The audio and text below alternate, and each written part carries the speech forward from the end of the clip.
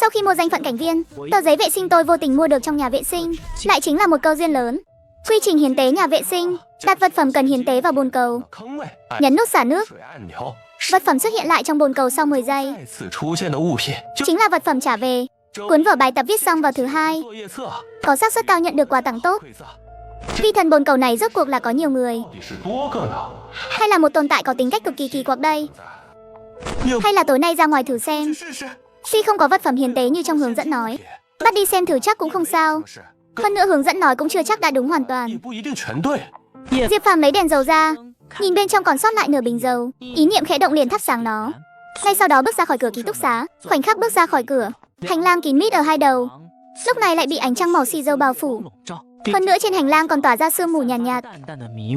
Xem ra ánh trăng và sương mù này đều là những thứ thuộc về khái niệm khí. Cái nhà vệ sinh này là địa bàn của bang áo trắng chúng ta. Muốn đi vào phải nộp tiền.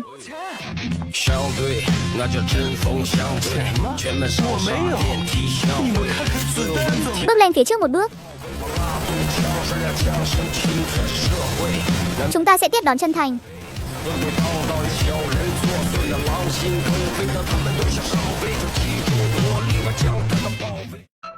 So với giáo quan quân huấn, các người không biết là kém bao nhiêu đẳng cấp đâu. Đến giáo quan cũng không đỡ nổi đạn, huống chi là các người. Có đưa xác vào thế giới phó bản không? Cảnh báo, cảnh báo, cảnh báo, việc này có thể dẫn đến cuộc gọi không xác định.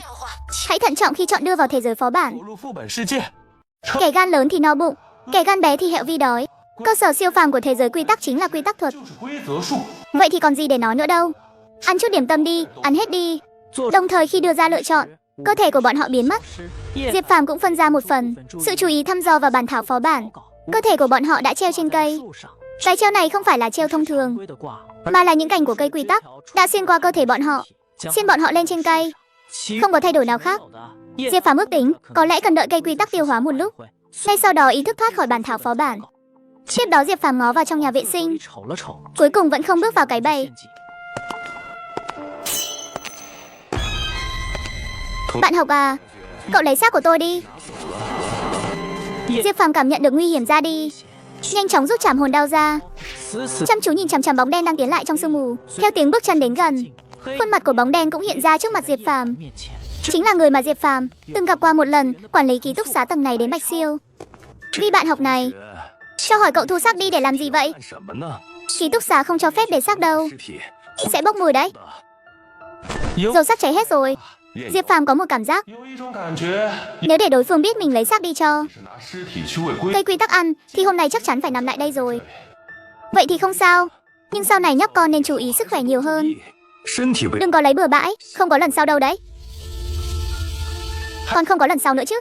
Đây là do lão tử xử lý AK, nó phải thuộc về lão tử. Nói cứ như thể nó biến thành của ông không bằng. Diệp Phàm cũng nhận ra rằng ở thế giới quy tắc, và xét lấy xác đi là một chuyện rất không bình thường, dễ bị để mắt tới. Sau này phải cẩn thận. Báo Ngư Phi nộp phạt 20 vạn. Sau khi cục cảnh sát kết toán, phát cho cậu 14 vạn đã gửi vào tài khoản của cậu. Mẹ nó, thế là trừ của mình 6 vạn rồi. Thật là đen tối. Trần Dịch Thời nộp phạt 500 vạn. Sau khi cục cảnh sát kết toán, phát cho cậu 350 vạn. Phương Vũ nộp phạt 300 vạn. Sau khi cục cảnh sát kết toán, phát cho cậu 210 vạn đã gửi vào tài khoản của cậu. Danh phận hôm nay đã được làm mới. Quyền hạn cháu trai, hô to ta là cháu trai.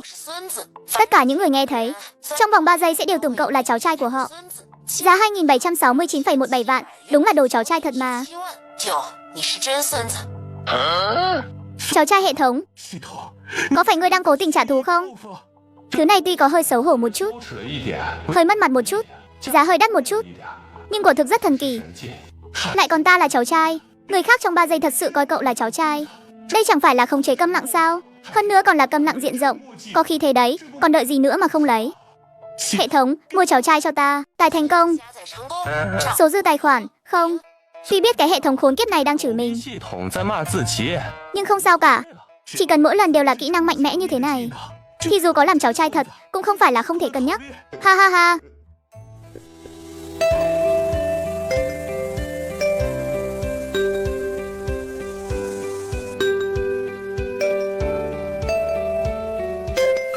Bạn học Diệp Phàm là ai? Đứng dậy đi.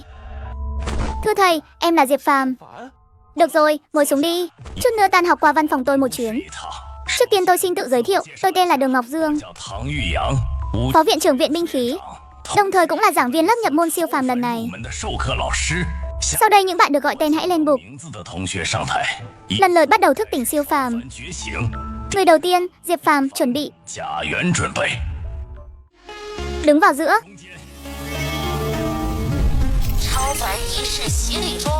Tẩy lễ thành công, mở khóa bảng thuộc tính siêu phàm.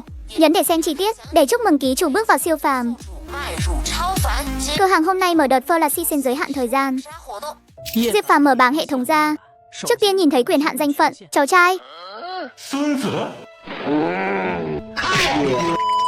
Cái hệ thống mua sắm này, ta. Flash Season giới hạn danh phận, đạo sĩ. Sau khi mua danh phận cảnh viên, ta chỉ mới ở cảnh giới thức tỉnh trong lớp nhập môn siêu phàm mà đã được hệ thống thưởng Flash Season danh phận rồi. Cứ ngỡ lại bị lừa tiếp, kết quả lại là danh phận đạo sĩ vạn người có một. Flash Season giới hạn thời gian, danh phận, đạo sĩ, quyền hạn. Lôi công trợ ta, hô to lôi công trợ ta có thể dẫn thiên lôi xuống. Tấn công kẻ địch, giới hạn 3 lần mỗi ngày. Giá danh phận 3.000 vạn. Giá Flash Season cực rẻ, sau 6 giờ danh phận sẽ biến mất nhé. Danh phận này dù có bán mình cũng phải lấy cho bằng được. Hình như mình đã tự bán mình rồi thì phải. Triệu huynh, chuyện là thế này. Tiểu đệ dạo này hơi kẹt tiền, thậm chí còn vướng vào vài khoản tín dụng đen. Đệ nghe nói nhà họ Triệu của tập đoàn Ngô Hưng luôn chính trực. Triệu huynh lại càng là đại diện cho thế hệ trẻ của Triệu gia. Triệu huynh, không biết chỗ huynh có con đường vay vốn nào chính thống không? Triệu Tiền bị Diệp Phàm khen nãy giờ, lại còn cứ một tiếng Triệu huynh, 2 tiếng Triệu huynh. Hắn không nỡ vác cái mặt này ra mà từ chối. Quan trọng hơn là vì đại gia này đi vay chứ không phải xin tiền. Hình như cũng không phải chuyện gì lớn. Lão Diệp, không vấn đề gì hết. Cậu định vay bao nhiêu? 5 ức à? Hơi nhiều đấy. Diệp Phàm mới định nói con số 50 triệu thì bị Triệu Tiền ngắt lời hô thành 5 ức. Thấy tình cảnh này, Diệp Phàm đâm lao thì phải theo lao. Lão Diệp à, 5 ức này không dễ vay đâu. Bên cậu còn thiếu bao nhiêu? Tôi tìm cho cậu trước 2 ức, cậu xem có được không? Đủ, thế là có ngay 2 ức rồi à? Không phải chứ, lão tử cứ ngỡ tín dụng đen đã là vô đối rồi. Hóa ra con đường thênh thang thật sự là ở phía này. Triệu huynh, 2 ức là hoàn toàn vừa đủ để bù vào chỗ trống của đệ. Đúng thế, đệ không có gì để thế chấp cả. Về chuyện người bảo lãnh, Lão Diệp, cậu không cần lo lắng, có tôi đây. Triệu huynh, huynh đúng là người tốt. Anh, Triệu thúc, khi nào chúng ta ký hợp đồng?